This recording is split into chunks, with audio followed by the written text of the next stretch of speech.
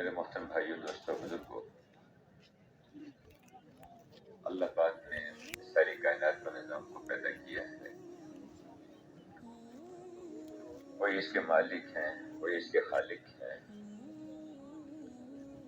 اس میں جو کچھ ہے اللہ نے رکھا ہے، اپنے ارادے، اپنے حکم سے سب نظام پیدا فرمایا۔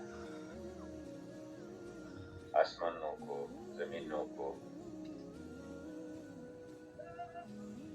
اس سب کو 6 دن اور رات میں پیدا کیا۔ اس سے پہلے لوہے محفوظ کو بنایا، قلم کو پیدا کیا، سکھا کے لکھ، کیا لکھوں، جو کچھ ہو چکا، جو کچھ ہونے والا سب لکھ دیں۔ پھر عرش کو، کرسی کو پیدا کیا، پھر آسمان اور زمینوں کو پیدا فرمایا، پانیوں کو پیدا کیا، اس سے تجلی فرمائی، اس سے یہ سارا نظام وجود میں آ گیا۔ میرے دوستو، ایک گزارش ہے آپ حضرات سے، یہ جو بھائی تصویر بنا رہے ہیں نا، یہ اچھی بات نہیں ہے۔ یہ مدرسے بہت مبارک ہیں، یہ مسجدیں ہیں، اور مسجدوں کے اپنے احکامات ہیں، اور بادب بانصیب جو مسجدوں کے آداب کا خیال رکھے گا، اللہ پاک اس کو نوازیں گے۔ اس لیے میں کہ قیامت کی نشانیوں میں سے ہے کہ مسجدوں کے آداب کا خیال نہیں رکھا جائے گا۔ یہ مسجدیں ہیں، اس میں تصویر وغیرہ بنانا، اس قسم کی چیزوں میں لگنا بہت ہی بے ادبی کی بات ہے۔ صبح میں ماشاءاللہ ہمارے ساتھیوں نے عرض کیا آپ حضرات سے، مسلمان کے لیے تو اتنا ایک دفعہ کہہ دینا کافی ہے کہ یہ چیز مناسب نہیں ہے۔ اللہ ذرا کہتے ایک دوسرے کو بھی ہم سمجھائیں، روکیں اس کو۔ میرے بھائیوں بزرگوں، اللہ پاک نے سارا نظام پیدا فرمایا اور اس کو اللہ نے انسانوں کی خدمت میں لگا دیا۔ انسان کو اللہ نے بہت قیمتی بنایا ہے۔ آدم علیہ السلام کو جب پیدا فرمایا تو فرشتوں سے کہا کہ ان کو سجدہ کرو، سب فرشتوں نے سجدہ کیا۔ پھر کچھ عرصے کے بعد ان کو، ان کی اہلیہ کو زمین پہ اتار دیا۔ یہاں سے پھر آگے ایک بنی آدم کا سلسلہ اللہ پاک نے چلایا۔ یہ ساری دنیا کا نظام اللہ نے انسانوں کی خدمت میں لگا دیا، اور انسان کو اللہ نے اپنے لیے پیدا کیا ہے۔ اس انسان کی ابتدا تو ہے لیکن اس کی انتہا نہیں ہے، منتقل ہوتا ہے۔ عالم ارواح میں تھا، وہاں سے ماں کے پیٹ میں آیا، وہاں سے دنیا میں آ گیا، یہاں سے قبر میں منتقل ہوگا، قبر سے پھر ان کی بات سنیں، پھر اس کے بعد ان کی بات سنیں، وہاں سے پھر وہ قبر میں چلا جاتا ہے، قبر سے پھر قیامت کے دن حشر کے میدان میں آئیں گے، اور وہاں سے جو مستقل ٹھکانہ ہے، یا اس کے لیے جنت ہوگی یا جہنم ہوگی۔ تو انسان یہاں دنیا میں تھوڑے وقت کے لیے آیا ہے، اور یہ سارا نقشہ اللہ نے انسان کی خدمت میں لگا دیا۔ سورج جس کو فائدہ دیتا ہے، زمین جس کو نفع پہنچاتی ہے، طرح طرح کی نعمتیں انسانوں کے لیے پیدا فرمائی، تاکہ بادلوں سے اللہ پاک بارش برساتے ہیں، زمین سے کھیتیاں نکالتے ہیں، کبھی سردی ہے، کبھی گرمی ہے، اور دن اور رات کا نظام ہے۔ یہ سب نقشہ اللہ نے انسانوں کے لیے بنایا، سب انسان کی خدمت میں لگے ہوئے ہیں، اور انسان کو اللہ نے ایک بہت بڑے مقصد کے لیے پیدا کیا۔ وہ مقصد کیا ہے؟ کہ انسان اللہ کا بندہ بن کے چلے، اللہ کی بندگی والی زندگی اختیار کرے۔ میرے محترم دوستوں، بزرگوں، ہر انسان کامیابی چاہتا ہے، ہر انسان کامیابی چاہتا ہے، دنیا میں بھی، آخرت میں بھی۔ لیکن کامیابی حاصل کرنے کا راستہ خود اپنے لیے متعین کر لیتا ہے، خود راستہ چن لیتا ہے۔ حالانکہ اللہ پاک نے یہ بھی بتا دیا کہ کامیابی کس کو کہتے ہیں، اور یہ بھی بتا دیا کہ اس تک پہنچنے کی طریقہ اور اس کی ترتیب کیا ہے۔ میرے محترم بھائیوں، کامیابی کے اسباب کا جمع ہو جانا، اس کے نقشوں کا جمع ہو جانا، انسان کو دھوکہ لگ جاتا ہے۔ میرے پاس مال آ گیا، میں کامیاب ہو گیا، مجھے حکومت مل گئی، میں کامیاب ہو گیا، میرے پاس بڑی ڈگری آ گئی، میں کامیابی مل گئی. یہ سب برتن ہیں اور ان میں سے وہ نکلتا ہے جو ڈالنے والا ڈالے گا. جیسے دودھ کا برتن ہے، برتن تو دودھ کا ہے، لیکن دودھ اس میں سے تب نکلے گا جب اس میں دودھ ڈالا جائے گا. اگر اسی برتن میں پانی ڈال دے تو اس سے پانی نکلے گا. اسی طرح یہ جو جتنے بھی نقشے دنیا میں پھیلے ہوئے ہیں، ان میں سے کامیابی یا ناکامی اس کا فیصلہ اللہ پاک کریں گے. جیسے بہت ساری پہلی قومیں گزری، ان کو بھی یہ خیال گزرا. کسی قوم کے دل میں یہ آیا کہ اکثریت ہمارے ساتھ ہے، ہم کامیاب ہیں، چاہے غلط چلے چاہے ٹھیک چلے، لیکن اکثریت ساتھ ہونی چاہیے. اور یہ دھوکہ آج بھی لوگوں کو لگا ہوا ہے. جمہوریت ہماری، اکثریت ہمارے ساتھ ہو گئی، ہم کامیاب ہو گئے. نوح علیہ السلام نے اس بات کو سمجھایا کہ دیکھو، کامیابی اکثریت یا اقلیت میں نہیں ہے، وہ تو اس کا راستہ تو الگ ہے. کیا ہے کہ جب تم اللہ کے دین پہ چلو گے، اللہ کی مانو گے، اس پہ اللہ تمہیں کامیاب کریں گے.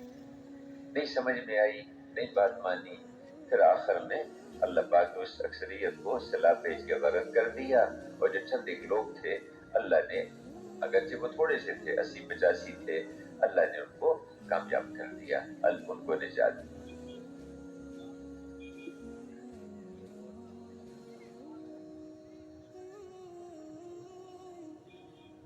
اللہ نے اس اقلیت کو ناکام کیا اور کامیاب کیا، اور اکثریت کو اللہ پاک نے ناکام کر دیا. ایسے ہی میرے بھائیوں، مختلف طرح کے دھوکے ہر دور میں لگتے ہیں انسانوں. کہیں کہ ہمارے پاس مال ہوگا. قارون کو یہ دھوکہ لگا کہ مال میرے پاس بہت زیادہ ہے، میرے خزانے ہیں، ان کی چابیاں اٹھانے کے لیے ایک لمبی چوڑی جماعت آدمیوں کو چاہیے. موسیٰ علیہ السلام نے سمجھایا کہ دیکھو، یہ مال تم ماں کے پیٹ سے ہی نہیں لے کے آئے، یہ اللہ نے تمہیں دیا، اور اس کے متعلق اللہ نے کچھ احکامات دیے ہیں، ان کو پورا کرو، اس پہ اللہ تمہیں کامیاب کریں گے. لیکن نہیں سمجھ میں آئی، پھر اللہ پاک نے اس کو زمین کے اندر دھنسا دیا اور اس کے خزانوں سمیت اس کو غرق کر دیا، مٹی کے اندر دفن کر دیا. اس کو یہ سمجھایا کہ دیکھو، اور یہ قیامت تک کے آنے والے انسانوں کے لیے اصول بتا دیے ہیں کہ یہ اپنے آپ کو اس دھوکے سے نکالو. مال سے کم نہیں بنیں گے، تب بنیں گے جب اللہ پاک چاہے گا. اسی طرح ایک طبقے کو یہ دھوکہ لگا کہ ہم زرعی ترقی میں بہت آگے ہوں گے، زراعت میں بہت آگے ہوں گے، بڑے بڑے ڈیم بنا لیے. قوم سبا یمن کی وہاں آباد کی، بڑے ڈیم بنا لیے انہوں نے. اتنا بڑا ڈیم تھا کہ جس سے 70 نہریں نکلتی تھیں، سد معروف کہتے ہیں، 70 نہریں نکلتی تھیں. زراعت بھی لمبی چوڑی تھی ان کی، باغات بھی ایسے تھے کہ ایک سرے سے چلو تو پکے ہوئے پھل گرتے تھے، اسی سے ٹوکرے بھر جاتے تھے. اتنی زرخیز قسم کی ضرورت تھی. انبیاء کرام نے آگے سمجھایا، دعوت دی، بات کی کہ دیکھو، زرعی ترقی میں آگے بڑھ جاؤ، یہ اصل نہیں ہے. ضرورتیں انسانوں کی، اصل تو یہ ہے کہ اللہ تم سے راضی ہے یا ناراض ہے، اس کو دیکھو. تو نہیں سمجھ میں آئی بات. پھر اللہ نے اس ڈیم کو توڑا، ساری زراعت کو بھی بہا کے لے گیا، اور سارے نقشے ان کے اللہ نے ہمیشہ کے لیے ختم کر دیا. آج بھی اس ڈیم کے جو آثار ہیں وہ یمن میں ملتے ہیں. کسی قوم کو دھوکہ لگا کہ ہمارے جو تجارتی منڈیاں ہیں ہم ان کے مالک ہیں، کہ جی کراچی جو ہے یہ تجارت کا مرکز ہے، تجارتی منڈیوں کے مالک ہیں. شعیب علیہ السلام کی قوم کو یہ دھوکہ لگا کہ وہاں بھی ہمارا کاروبار، وہاں بھی ہمارا کاروبار. لیکن شعیب علیہ السلام نے سمجھایا کہ دیکھو، دھوکہ نہ دو، ملاوٹ نہ کرو، اور سلیقے سے، صحیح طریقے سے چلو. نہیں سمجھ میں آئی، اللہ پاک نے زلزلہ بھیجا، بادلوں سے آگ برسائی، سب ختم کر دیا اللہ نے اس کو. کسی کو یہ دھوکہ لگا کہ ہمارے پاس اپنی خواہشات پوری غلط طریقے سے کرو یا صحیح طریقے سے کرو، اس کی پرواہ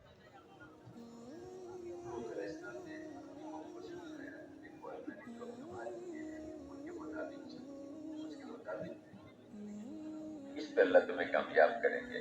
بس غلیظ اور گندی زندگی سے نکلو.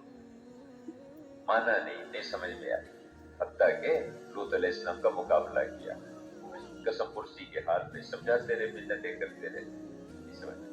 फिर अल्लाह की तरफ से ढील होती है, फिर एक फैसला आया, उन बस्तियों को फरिश्तों ने उखाड़ा, आसमानों पे लेके, हत्ता के जानवरों के उसके और मुर्गों की आवाजें आसमान वालों ने सुनी, और उसके बाद वहां से उन बस्तियों को पटक के फेंका उल्टा करके, और ऊपर उठते कि गिरे पत्थर बरसाए। देखो ख्वाहिशात में चल काम, उसमें चल लेना, इससे काम नहीं बनेगी। अल्लाह की मान, कहीं हुकूमत हाथ में आ जाए, इससे हमारे काम बने, हुकूमत मिल गई हमें, इससे हमारे मसले हल हो गए। फिरौन को यही धोखा लगा, नमरूद को यही धोखा लगा, मैं पूरे मुल्क के मिस्र का मालिक हूँ, मेरा सिक्का चलता है, मेरे महल्लात हैं, उसके नीचे नहरें बहती हूँ, और तुम क्या हो? मूसा, हारून, झोपड़ी में रहने वाले, एक जोगा पहनने वाले, मुनीब, तुम्हारी क्या हैसियत है? मूसा अलैहिस्सलाम समझाते रहे, एक दफा, दो दफा, 10 किस्म के मुझसे दिखाए, लेकिन नहीं मान के। मूसा अलैहिस्सलाम बनी इसराइल को भी समझाया और फिरौनियों को भी समझाया। बनी इसराइल को तो कहा कि तुम ईमान और अमल को बनाओ, ईमान और अमल वाली जिंदगी इख्तियार करो, इस पे अल्लाह कामयाब करेगा। उनको तो इसमें उनको कहा कि अपनी इस गलत जिंदगी को छोड़ो और ईमान में आओ, दोनों को समझाते रहे।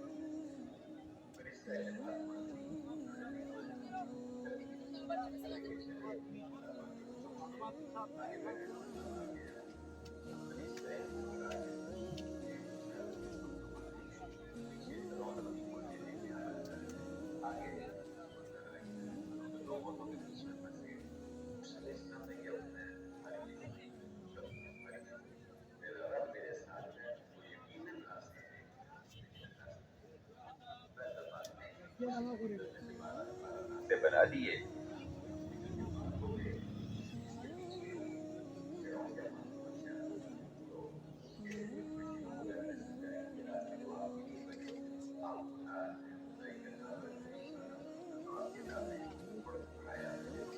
लेकिन जब उन्होंने धक्का दिया तो हमारे एक बुजुर्ग फरमाया करते थे कि जब आदमी बादशाह बनता है तो आधी अकल तो उसी में चली जाती है और बाकी आधी उसके हवाली मवाली उसकी वो खत्म कर देते हैं। अजी आप तो ऐसे, अजी आप तो ऐसे, अजी आप तो यूं। अब वो अपनी फौजों समेत समंदर में गर्क कर दिया। अल्लाह पाक ने ऐसे उस पानी को ऊपर गिराया और सारी 1 मिनट में, ज्यादा देर नहीं लगी, ऊपर से निजाम चलता है।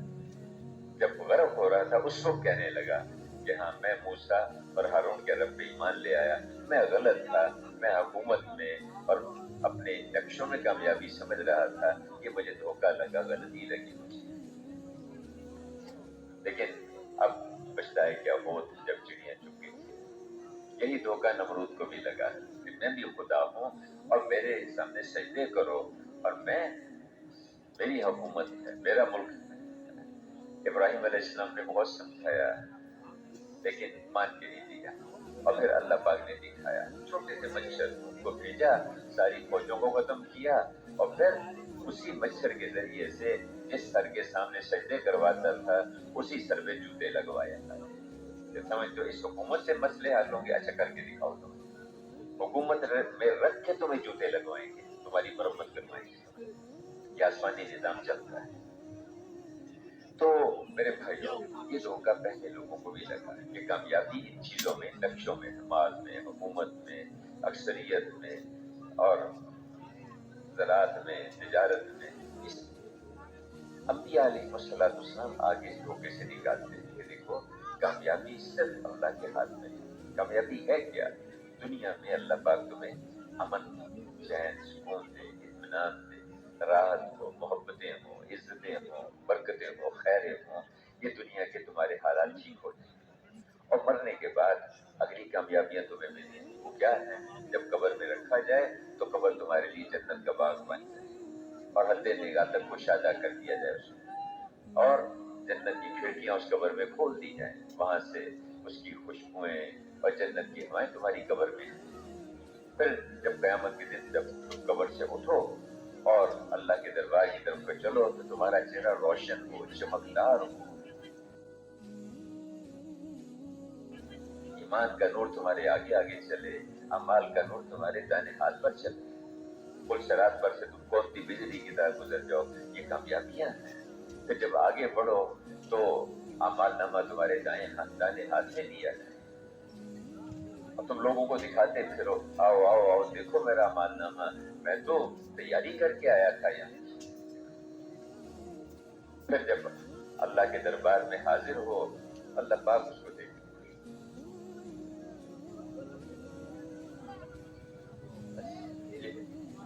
اللہ اس کو دیکھ کے خوش، یہ کامیاب ہو گیا۔ اور اس کے بعد تو پھر آگے اللہ کی نعمتیں ہیں اور راحتیں یہ راحتیں ہیں۔ تو یہ ایک منتہا ہے کہ اللہ پاک دیکھ کے کہے کہ میں راضی ہوں، یہ اللہ کو دیکھ کے خوش ہو، اللہ پاک اس کو دیکھ کے خوش۔ اب میرے بھائیو، اس کا راستہ اللہ نے ایک ہی بنایا ہے، اس کے علاوہ کوئی راستہ نہیں۔ دنیا اور آخرت دونوں جہنوں کی کامیابیاں جو بھی لینا چاہے اس کے لیے ایک ہی راستہ ہے۔ جیسے پیدائش کا ایک نظام ہے، پرورش کا ایک نظام سب کے لیے بنایا ہے، مرنے کا بھی سب کے لیے ایک ہی نظام ہے۔ دنیا میں آنے کا طریقہ سب کا ایک ہے، چاہے کسی بادشاہ کے گھر میں بچہ پیدا ہو، چاہے کسی غریب کے گھر میں پیدا ہو۔ پرورش کا نظام بھی اندر کا سب کا ایک ہے۔ کسی نے بہت اچھی قسم کا کھانا کھایا، 10 منٹ کے بعد باہر نکلے تو وہ بھی کیا بن جاتا ہے، اور کسی نے چپاتی چٹنی کے ساتھ کھائے وہ بھی باہر نکلے تو وہ بھی کیا کہلاتا ہے، اور کوئی چند گھنٹے رہ کے نکلے تو دونوں ہی پخانا بن جاتے ہیں۔ اسی طرح موت کا نظام بھی سب کا ایک ہے، کسی کے بعد دوائیاں، ہسپتال، بہت کچھ ہے، کوئی بیچارہ کو پانی پوچھنے والا بھی نہیں ہے، لیکن اندر کا نظام روح نکلتی ہے اور انسان ختم ہو جاتا ہے۔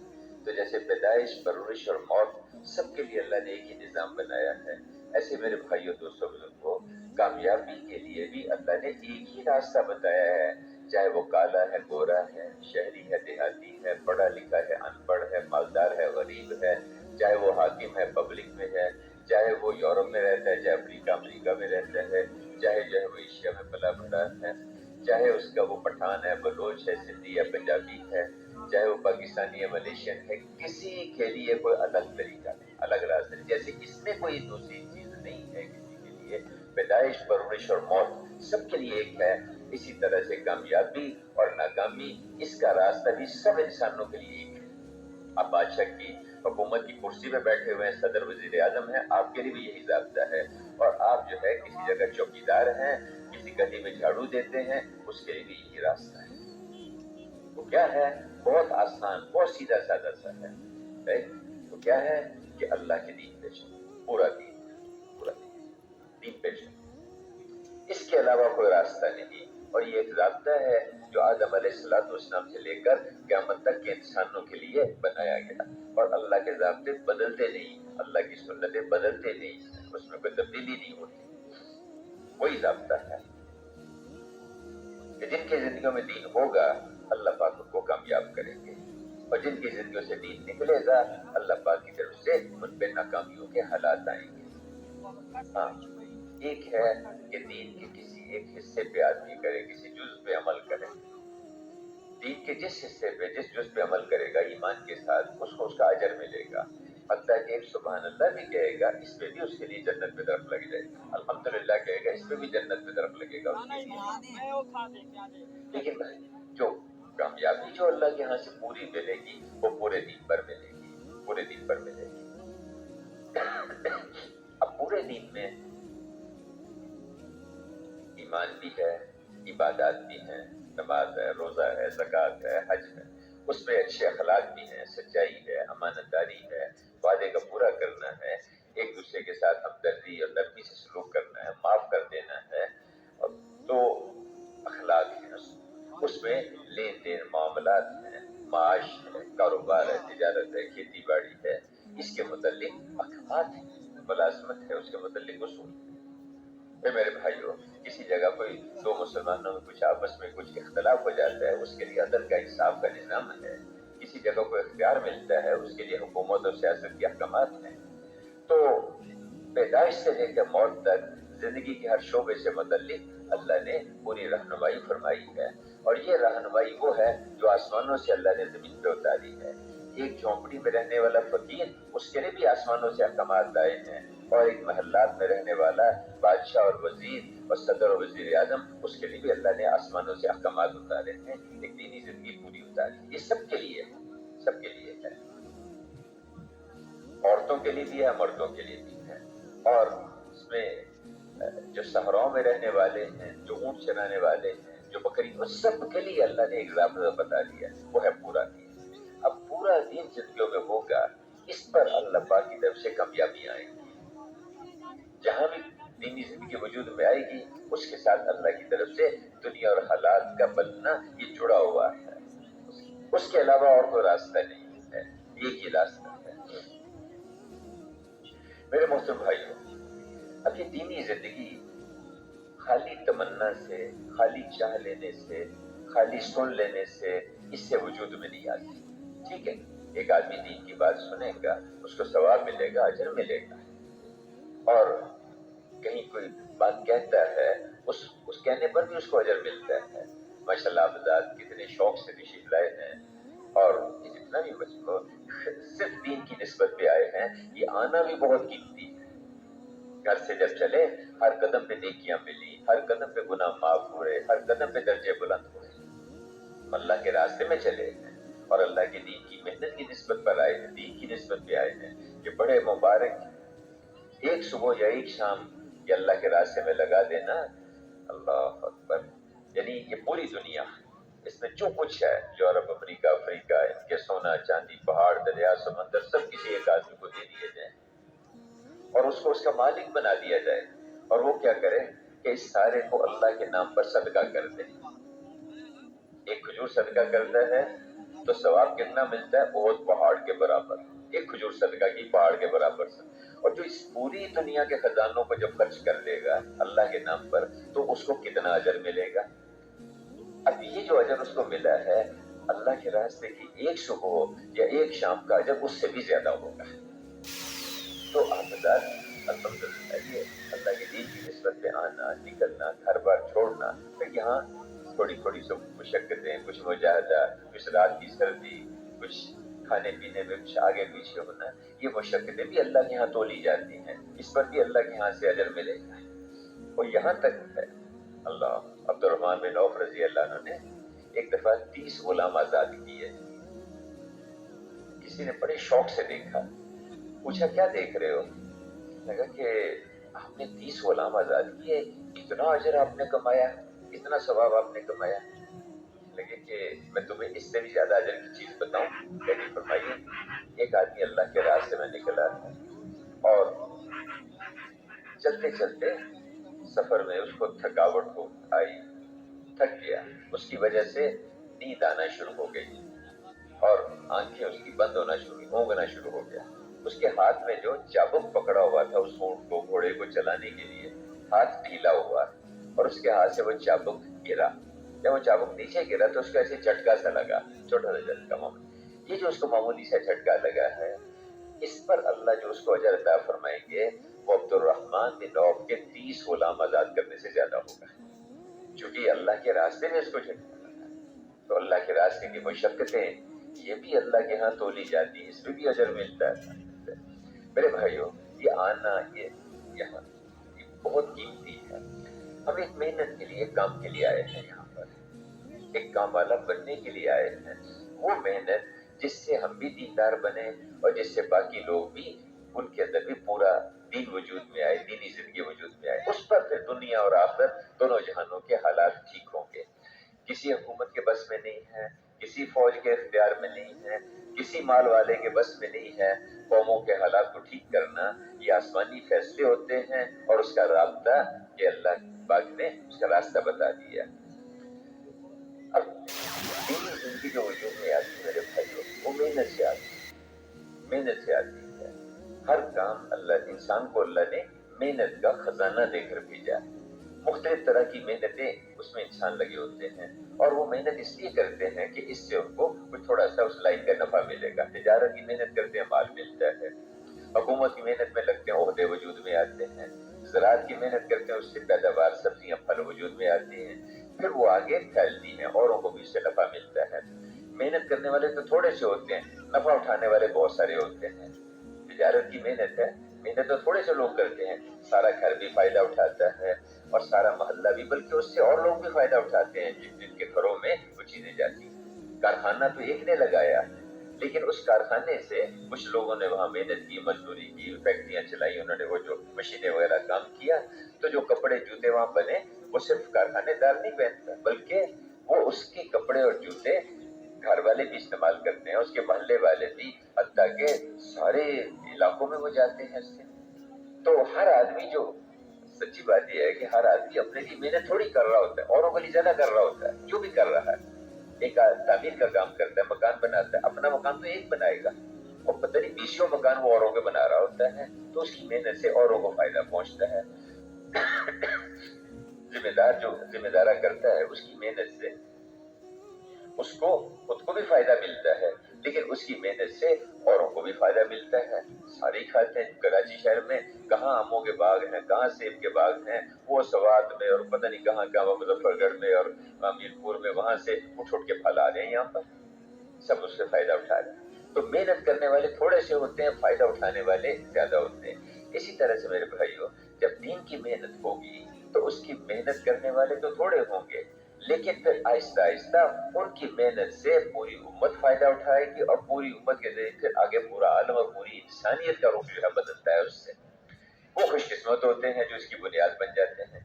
कुछ लोग, कुछ बीज जो है जमीन में जाते हैं, कुछ बीज जमीन में जाते हैं और वो अपनी कुर्बानी देते हैं। उनकी कुर्बानी से उन बीजों का वजूद खत्म हो जाता है, लेकिन उसमें फिर बागात तैयार होते हैं, फसलें तैयार होती हैं, फिर हजारों और लाखों के पलने का। सिर्फ ये नहीं कि उस एक पैदावार में उससे अगले बीज, उससे अगले बीज, हर दफा थोड़े से बीज कुर्बानियां देते हैं और आगे फिर लाखों की परवरिश का इंतजाम होता चला जाता है। मेरे दोस्तों बुजुर्गों, वो मेहनत, जिस मेहनत से पूरा दिन वजूद में आता है, वो मेहनत अल्लाह ने इस उम्मत को दी। उस मेहनत में सबसे पहली बात यह है कि दिलों में इस बात को उतारा जाए कि अल्लाह से होता है और अल्लाह के गैर से, अल्लाह के इरादे के बगैर नहीं होता। अल्लाह पाक इस कायनात के खालिक है, वही इसके रब हैं, वही इसके मालिक हैं।